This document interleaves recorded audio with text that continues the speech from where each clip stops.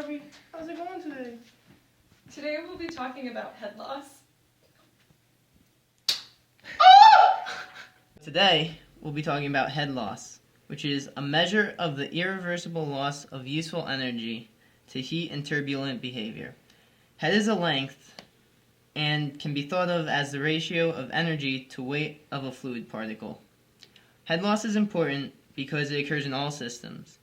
Let's look at our energy equation, where H pump is our pump head, P over gamma is our pressure head, Z is our elevation head, alpha U squared over 2G is our velocity head, H turbine is our turbine head, and HL is our head loss.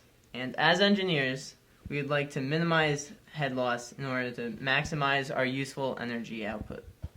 So now we've seen the mathematical definition of head loss. We will now look at what actually physically causes head loss. Friction is one of the main causes of head loss. This is due to the no-slip condition at the boundaries of pipes.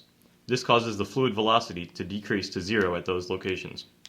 Another cause is sudden expansions or contractions. Head loss can also be caused by changes in direction, and head loss also causes hair pulling of the engineers that are trying to decrease it. To look at an example, we can consider a crowd of people moving through a smaller hallway that then expands into a large room, which then goes back into a smaller hallway. The crowd of people, upon reaching the large room, will expand into the large room, moving in a direction like this.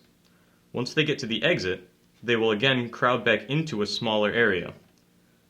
At these points, the velocity is not moving in the same direction as the flow, so the velocity is causing head loss because we're moving in a direction that we don't want to go. This is also turbulent behavior in a fluid.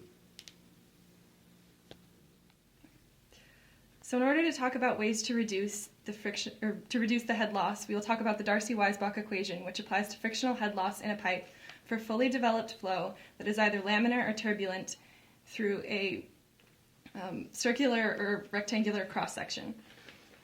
The equation states that the frictional head loss is equal to the friction factor times the length over the diameter or the hydraulic diameter times velocity squared over 2g, where the friction factor is defined by this equation, and the hydraulic diameter is defined by this equation.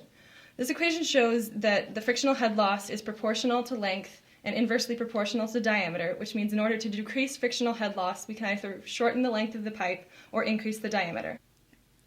We have another equation for specifically laminar flow, which states that the frictional head loss equals 32 eta L over gamma d squared U, where eta is the viscosity and U is the velocity. This shows that frictional head loss is proportional to viscosity and velocity, so in order to reduce frictional head loss, we can reduce viscosity or velocity. Frictional head loss can also be reduced by having smoother pipe walls.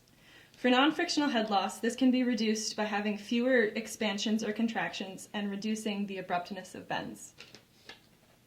Early, and then we'll just okay, so just give us a countdown now and then we'll say it. I'm recording it right now. You guys can say Thanks for watching. Thank you for watching. Thanks for watching. All right. You guys can just go out any time and then cut out the rest of the video. Give us a countdown. I mean, I'm just alright. Thanks for watching.